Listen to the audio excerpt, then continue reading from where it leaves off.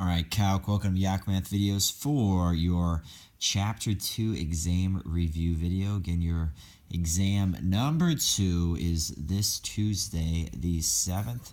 Folks, here are your answers. Today we are brought to you by, of course, Quality Coffee, Chinatown here in Litchfield, Coffee Espresso, and Cliff Bar. All right, answer number 1 again. All you got to do is plug it in 1 and 2. You can evaluate the limit right away.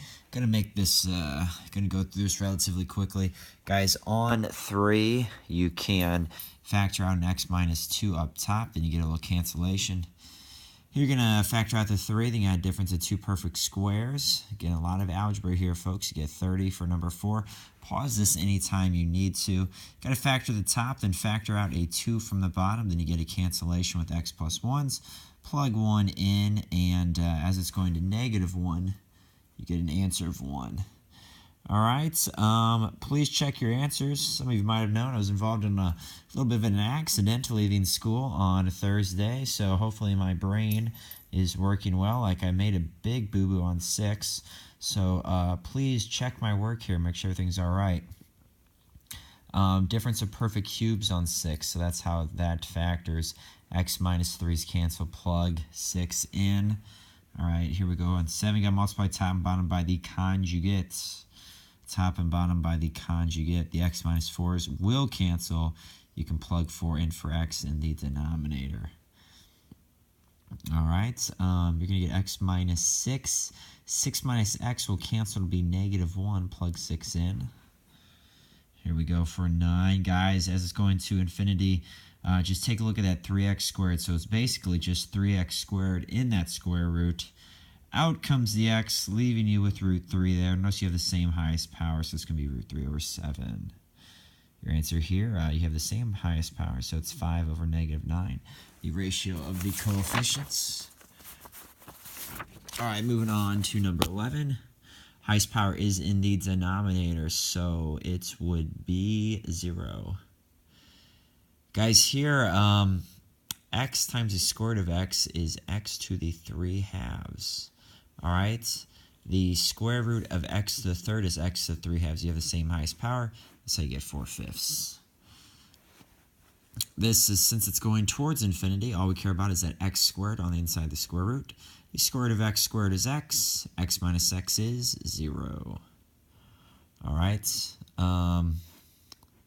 Here, folks, you're going to call 4 over 1, multiply it by x over x.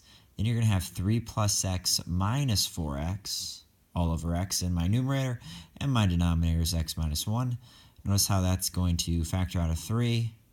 Then the 1 minus x and the x minus 1s will cancel, giving you a -3. All right, on 15, factor out maybe the 4. You're left with x minus 3. Then you know the top's gonna have to have an x minus 3 as a factor. If you do 15 divided by -3, you get plus 5, and you have 3x plus 5 there. The x minus 3's cancel. On 16, multiply top and bottom by root x plus 5 plus 3. And factor out the 2 from the 8 minus 2x. Then the 4 minus x and the x minus 4 will cancel. And then you can plug 4 in for x, and you get -12. All right, folks, on 17, you have a difference of 2 perfect squares, x squared minus 4, x squared plus 4. Then maybe keep factoring to figure out what's going to cancel. You're going to have x minus 2, x plus 2, and that would be the good factor with the denominator there, the x plus 2. 8 divided by 2 is 4, so 3x plus 4 is your other factor, and plug -2 in for x. That's what you get. Multiply by the conjugates in 18. All right. Stan, the little man's going to say hi. How you doing, Stan? Yep. All right. Multiply by the conjugate in 18 there. And factor out the 3. Then you get 3 over the square root of 3x plus 6. And you can plug in 12. All right, here we are on 19, folks. What you have to do is plug -2 in for x. You're going to get 12. Set 12 equal to that other equation with -2 plugged in for x. And you get c is -9/4. All right, on 20, we got the dog chasing the cat here. Okay. Trying to make a video here, Yogi. Being a little distracting. All right. Anyway, plug 4 in for x. That equals 56. So 56 is equal to that other equation with 4 plugged in for x. All right. Guys, on 21 here, plug 6 in for x, then plug 6 in for x in the bottom equation, and then solve for c. All right. Take a look at the answers here for 22. You can use the first equation for number 1 because x is less than -2. Going to use the second equation there for number 2. They don't equal each other. 6 does not equal 18. Does not exist. For D, you're going to use equation 2. For E, you're going to use equation 3. And notice how 3 does not equal 21. They do not exist. All right. You're going to do the same thing as you did on the previous 2 besides 22 there. You're going to plug -4 in for x. Then you're going to plug -4 in for x in the second equation. And you get that, equation number 1. Again, pause this whenever you need it. Then you're going to plug 2 into the second equation. You're going to plug 2 into the second equation, set them equal to each other, and you get equation 2. Put equation 1 and 2 together. Notice how when you subtract, the b's go bye-bye. You're going to get a is -17. Plug -17 into either equation, and you get that answer for B. All right, tangent line questions, folks. For the next several, here we go. For 24, again, you got to know that limit definition for the slope.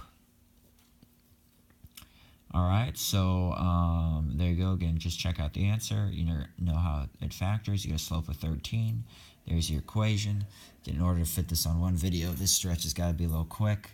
Here's the answer for 25. All right, multiply top and bottom by the conjugate. You get some cancellations. 1/3 is the slope. On 26.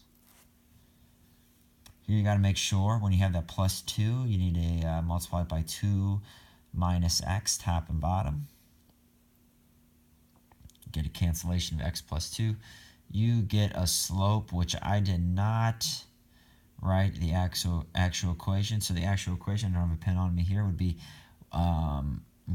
y plus 2 is equal to 1/4 x plus 2. All right, make sure you have that. Slope is by far the hardest part to get. Guys, in 27, anytime you have a cubic, you know that x plus 3 has got to be a factor. So come over here, you're going to synthetically divide with -3. Bring the 1 down, multiply and add. All right, you get a remainder of 0. That means x plus 3 is a factor. We knew it was a factor. So you're left with x squared minus 5x plus 20. And then just plug -3 in for x. All right, take a look at 28. Okay, doing the same thing. There we go. We are going to divide by x, by x plus 1. So plug -1 in for the cubby there. And we get -2x squared plus 7x minus 7. Plug -1 and get your slope. There's your line. Here's the deal for 29. Again, pause at any time. Here we go for 30. All right, we got some factors. X minus 1, common factors there. And then there's your equation. And 31, folks. There we go. All right, 4 minus x squared, 2 minus x, 2 plus x. Cancellation would be -1. Get a slope of -4. Time for the conjugates on 32. All right. 33 there, folks. Now we're finding derivatives using definition of derivative, so know that if I want x prime of x or f prime of a, you maybe are going to have, one or two of these. I care more about the tangent line questions for sure. All right, there's your answer there. Your limit is 8. A lot of work on 34. A lot of work on 34. All right, so take a look there. Give the top and bottom 3a, give the top and bottom 3a plus h. All right. Again, pause this whenever. Okay, 35. Again, a little ton of lovely work here.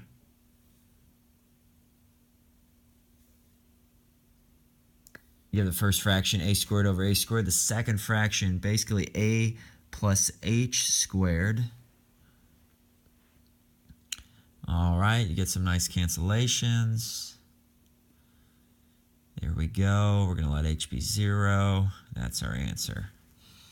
All right, getting close to the end here, 36.